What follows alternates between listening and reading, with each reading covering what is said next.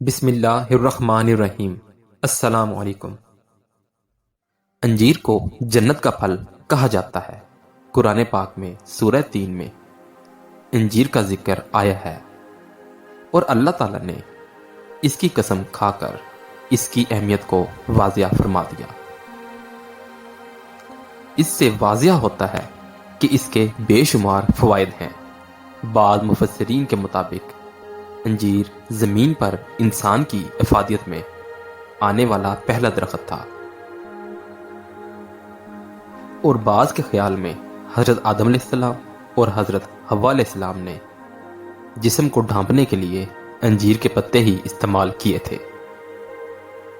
حضرت ابو الدرداء کی روایت کے مطابق ایک مرتبہ نبی پاک صلی اللہ علیہ وآلہ وسلم کے پاس انجیر کا تھال آیا۔ آپ نے ہمیں فرمایا کھاؤ، ہم نے کھا لیا تو نبی کریم صلی اللہ علیہ وآلہ وسلم نے فرمایا اگر کوئی کہے کہ کوئی پھل زمین پر آ سکتا ہے تو میں کہوں کہ یہ وہی پھل ہے۔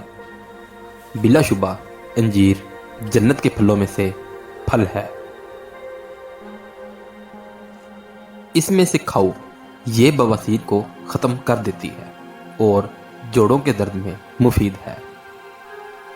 انجیر دبلے پتلے لوگوں کے لیے قدرت کا ایک خاص تحفہ ہے۔ طبی ماہرین کے مطابق روزانہ 4 سے 5 انجیر کھانا موٹاپے پر قابو پاتا ہے۔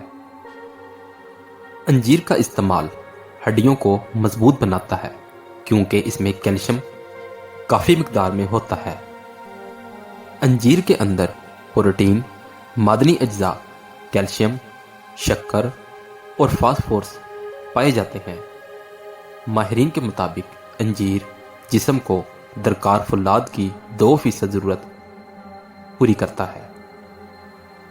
انجیر کی 2 اقسام ہیں، خشک انجیر اور تر انجیر، اور دونوں میں وٹامن ای اور سی وافر مقدار میں پایا جاتا ہے، جبکہ وٹامن بی اور ڈی کم مقدار میں پائے جاتے ہیں۔